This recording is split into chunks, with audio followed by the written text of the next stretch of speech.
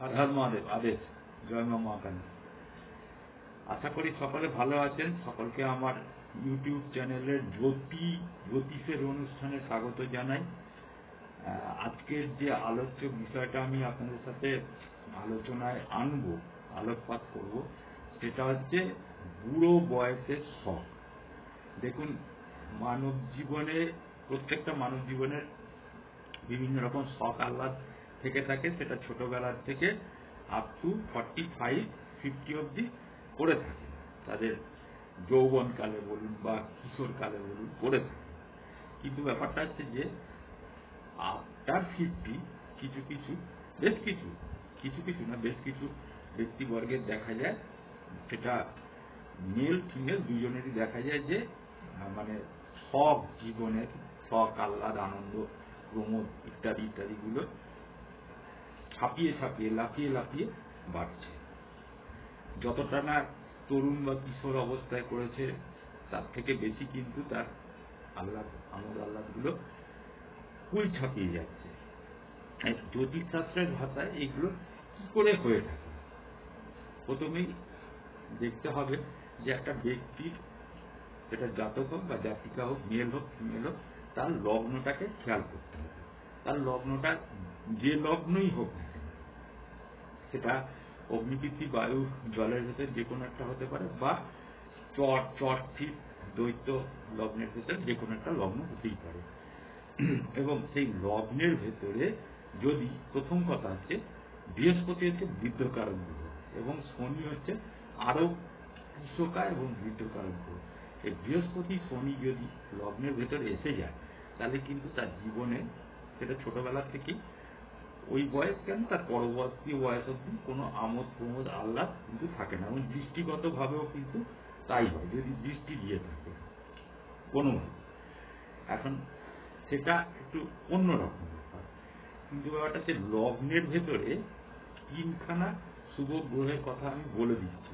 যদি কারোর থেকে থাকে এবং সেটা যদি সক্ষেত্রস্থ ভাবে থেকে থাকে, বেনিফিট ভাবে থেকে থাকে, কোনো পাপ দ্বারা দৃষ্ট যদি না হয়, কোনো পাপ পীড়িত না হয়, মানে কনজয়েন্ট অবস্থায় যদি না থাকে, তাহলে কিন্তু তার জীবনে এই বুড়ো বয়সে, অর্থাৎ বয়সকালে গিয়ে তার আনন্দ আহ্লাদ শখগুলো আরো বেশি বৃদ্ধি পায় এবং সেই শখগুলো কিন্তু অতিরিক্ত মাত্রায় বৃদ্ধি পেয়ে থাকে। 1 নম্বর হচ্ছে শুক্র হচ্ছে, দেখুন, আনন্দকারক গ্রহ, ঐশ্বর্যকারক গ্রহ, সুখ শান্তির গ্রহ ইত্যাদি। আর সেকেন্ড হচ্ছে বুধ, নৈসর্গিক শুভ গ্রহের ভেতরে সবচেয়ে শুভ গ্রহ, যদি পাপ পীড়িত না হয়। আর তৃতীয় হচ্ছে চন্দ্র। এই 3টে গ্রহ যদি কারোর লগ্নের ভেতরে এসে যায়, সেগুলো যদি পাপ পীড়িত না হয়, তাহলে কিন্তু বয়সকালে গিয়ে সে কিন্তু মানে শখের জোয়ারে আনন্দে ভেসে যায়। এখন একটু অন্যরকম ভাবে আমি একটু বলছি। যদি কোনো জাতক জাতিকার যদি লগ্নে রাহু, শনি এবং কেতু, এই 3টে যদি পাপগ্রহ এসে যায়, তাহলে কিন্তু তাদের জীবন কিন্তু স্ট্রাগল লাইফ হয়ে থাকে। এটা একটু অন্য ডিফারেন্স। কিন্তু এই 3টে গ্রহর সাথে যদি রাহু কেতু যদি আসে, তাহলে কি হয় সেটা নিয়েও আমি বলে দিচ্ছি। এখন রাহু এবং কেতু এই দুটো হচ্ছে নট গ্রহ, এবং রাহু যদি এই কোনো গ্রহের সাথে থেকে থাকে এবং রাহুর যদি লগ্নটা যদি বেনিফিক স্থান হয় বা কেতুর যদি ওইটা বেনিফিক স্থান হয়ে থাকে, তাহলে কিন্তু মানে সক্ষেত্র স্থান বা তুঙ্গস্থ স্থান হয়ে থাকে, তাহলে কিন্তু এই জাতক বা জাতিকা কি করে, যে একটু ডিফারেন্ট টাইপের আনন্দ উপভোগ করে, আনন্দ করে। এক তো খাওয়া দাওয়ার প্রতি প্রচন্ড আকর্ষিত হয়ে থাকে, দ্বিতীয়ত বিভিন্ন স্থানে ঘোরা ইত্যাদি এই সমস্ত প্রতি আকর্ষিত হয়ে থাকে, তৃতীয়ত হচ্ছে যে এরা মানে কোনো অবৈধ আনন্দে লিপ্ত হয়ে থাকে। যেমন ধরুন, পতিতালয়ে যাওয়া আসা, বা নারী পুরুষের প্রতি অবৈধ ভালোবাসা, অবৈধতার সৃষ্টি হওয়া, সেই তার থেকে আনন্দ। পুরুষের নারীর প্রতি অবৈধের সৃষ্টি হওয়া বা অবৈধ ভালোবাসার সৃষ্টি হওয়া, তার থেকে আনন্দ। মদ খাওয়া, বিভিন্ন রকম নেশা করা ইত্যাদি এইগুলো আনন্দগুলো কিন্তু সে বেশি করে উপভোগ করে। কিন্তু যদি ওই গ্রহগুলো যদি বেনিফিক হয়ে থাকে ওইখানে লগ্নে, তাহলে কিন্তু আনন্দ সে করবে, কিন্তু এইগুলো কিন্তু সচরাচর আসবে না। সে সাজতে বুঝতে ভালোবাসবে, বিভিন্ন জায়গায় ভ্রমণ করতে ভালোবাসবে, ইত্যাদি ইত্যাদি এইগুলো হয়ে থাকবে। খাওয়া দাওয়া করতে ভালো থাকবে, ভালো জামা কাপড় পরতে ভালোবাসবে, ইত্যাদি হয়ে থাকে। এবারে সেখানে যদি মঙ্গল বা রবি এই পুরো গ্রহ দুটো এসে যায়, বা দৃষ্টিগতভাবেও যদি দৃষ্টি দিয়ে থাকে, তাহলে কিন্তু ধরুন মঙ্গল এসে গেল কারণ, তাহলে সে কি করবে, সে হয়তো কোনো জায়গায় বেড়াতে গেল, দুজন স্থানে কোথাও বেড়াতে গিয়ে গেল, গিয়ে সেখানে এমন এমন কাজ করবে মানে যেগুলো করলে পরে তার অ্যাক্সিডেন্ট হওয়ার সম্ভাবনা থাকে বা হয়েও থাকে। রবি যদি এসে যায় তাহলে সে এই আনন্দটাকে এমন একটা জিনিস করবে, ধরুন সে একটা বাড়িতে হয়তো বিশাল পার্টি দিল, সেই পার্টিতে আনন্দ উচ্ছ্বাস, গান বাজনা, নাচ, মানে যে বাইরের থেকে বাইরে এনেও সে কিন্তু নাচাবে বা ইত্যাদি ইত্যাদি এই সমস্তগুলো করবে, এবং বড় বড় লোকেদের নেমন্তন্ন করবে, ইত্যাদি ইত্যাদিগুলো করবে। করে সে পয়সা ধ্বংস করবে, কিন্তু যেমন সে পয়সা ধ্বংস করবে তার হাতে তেমন অবৈধ পথেও কিন্তু পয়সা আসবে। এবং রাহু কেতু মঙ্গল এইগুলো থাকলে পরে কিন্তু আসবে, কিন্তু যদি সেগুলো মারক বাধক তার জন্ম ছক অনুযায়ী না হয়ে থাকে।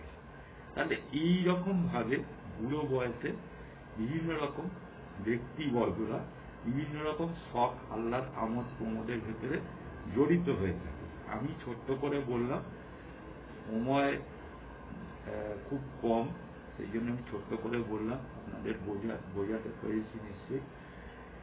এইটা হচ্ছে বুড়ো বয়সের শখ, অর্থাৎ শুক্র, চন্দ্র এবং নৈসর্গিক শুভগ্রহের ভেতর সবচেয়ে শুভগ্রহ হচ্ছে বুধ। এই গ্রহগুলো যদি একাকী থেকে থাকে তাহলে কিন্তু তার বুড়ো বয়সে খাওয়া দাওয়া, আমোদ প্রমোদ, ফুর্তি, তারপরে বেড়াতে যাওয়া, ভালো ভালো জামা কাপড় পরা, ইত্যাদি ইত্যাদিগুলো কিন্তু তার জীবনে কিন্তু প্রকাশ পাবে। এবং ওই গ্রহগুলো যদি আমি আগেই বলেছি বেনিফিক হয়ে থাকে, তাহলে কিন্তু জাতক প্রচুর অর্থেরও কিন্তু অধিকারী হয়ে থাকবে।